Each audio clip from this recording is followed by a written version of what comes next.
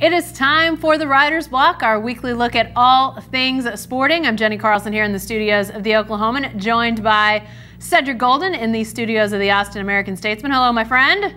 What's up, Jen? Hey, I'm just getting ready for football. I know you are too. It is that time of year, and obviously as we wait for these games to get started, it's the perfect time to talk about our predictions, our prognostications, all things that start with P. I'm out of words now, but I'm not out of words when it comes to talking about quarterbacks in the Big 12. The guys that are going to be running around on these Big 12 teams this year, not as maybe name recognized as we had a year ago when you had Kyler Murray, Will Grier, on down the list. But it begs the question, who is the best quarterback currently going in the Big 12? I'm going to have to go with Jalen Hurts of the Oklahoma Sooners. 26-2 at Alabama, a national champion in a tough, rough and tumble conference. I'm giving Jalen Hurts the edge over Sam Ehlinger of Texas, who comes into the offseason with into the regular season with a lot of hype and a lot of expectations attached after that win over Georgia in the Sugar Bowl. But Jalen Hurts' record speaks for himself. He's coming to OU, who always wins the Big 12. And let's not forget, he's going to be working with the quarterback whisperer, Lincoln Riley. Nothing but good things happening in Norman this offseason. Yeah. I'm giving Jalen Hurts the edge over Sam Ehlinger. Boy, it's interesting. This time for Hurts is going to be a much more condensed amount of time working with Lincoln Riley than Baker Mayfield had or Kyler Murray had. I know that those guys, obviously Murray just started 1 year for the Sooners, but he was in the program longer than that, so they were able to work with him a lot longer. Can Jalen Hurts, can he see some of those same benefits in a much shorter amount of time? You know, it may not be about the offense, it may be more about the trust and sort of the overall feel of things in Norman. You know, I think he's fantastic. I think there's going to be some growing pains. So it's really interesting to think about the expectations of Ehlinger, Cedric, but also the unknown of Jalen Hurts not being necessarily that downfield throwing threat that we've seen out of Kyler Murray, out of Baker Mayfield, in Lincoln Riley's system. So, I think it will be interesting to see how quickly Hurts evolves into that role of starter. As we said here, he hasn't even been named a starter. So, is it whatever? Yeah, is it crazy that we're giving him the nod over Ehlinger, a guy that hasn't even secured the starting spot yet at Oklahoma? Of course we are, and I'm going to tell you why. The one thing that I like about Lincoln Riley, Jen, the quarterbacks don't have to fit his system. He fits his system to the quarterback's talent. You're going to see a lot more RPOs and rollouts, plays that are designed to get Jalen Hurts in the open field, because our good friend Barry Trammell asked Lincoln at the Big 12 Media Days about this offensive line. You lose 4 offensive linemen to the NFL. So what's the best way to get an offensive line feeling a little bit better about itself? Get that quarterback on the move, and he can make that first guy miss, and that might loosen things up for the run game, for guys like Kennedy Brooks. So for me, I think that he's going to figure a way out to best cater to Jalen Hurts' skill set. He's not the best downfield thrower.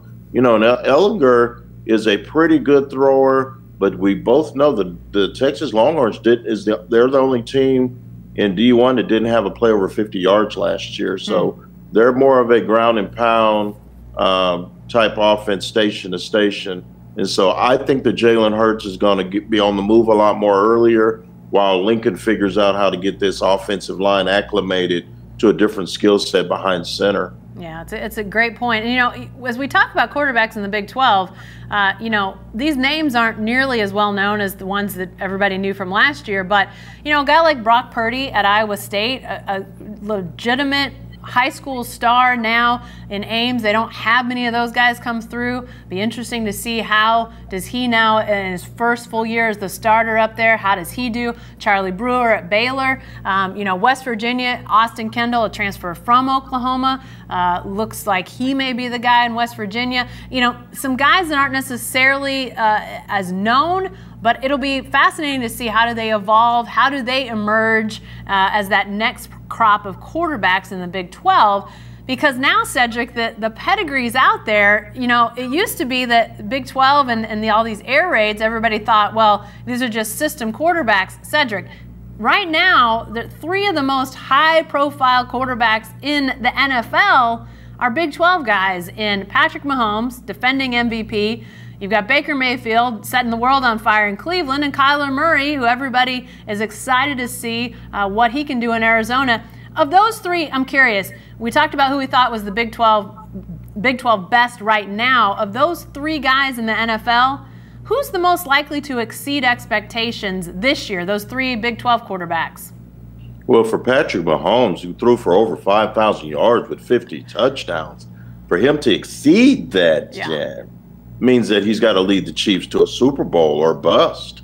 So I'm going to say Baker Mayfield, with the addition of Odell Beckham teaming up with Jarvis Landry. You got Nick Chubb and Kareem Hunt in that backfield, and you got a bevy of great defensive players led by Myles Garrett, the former Aggie. They are poised to make a real run in the AFC North. Big Ben Roethlisberger is going to his first season in 6 years without Le'Veon Bell or Antonio Brown on the roster. Right. They're talking about the locker room is so much better. Oh, so much more harmony. Guess what? When you start out 2-6, I'll ask you about that harmonious feeling then. The Browns are still the Browns, and until they beat somebody and make the playoffs, they're still going to have that stigma. But what they have is a quarterback at the helm who is not afraid, who is brash, who is confident, who believes that he can lead this team to special places. Patrick Mahomes set a huge bar for himself his first year as a starter. So I think that Baker's chances of exceeding what he did last season are greater than what we're going to see from Patrick. And when you look at Kyler Murray, the Cardinals aren't very good. Yeah. They're going to feed David Johnson, the running back, and they're just going to hope to keep him upright. I'm still very leery of a very small quarterback in a big man's league. I know he's fleet of foot and very, very talented, but when is the last time a guy that size did great things in the league?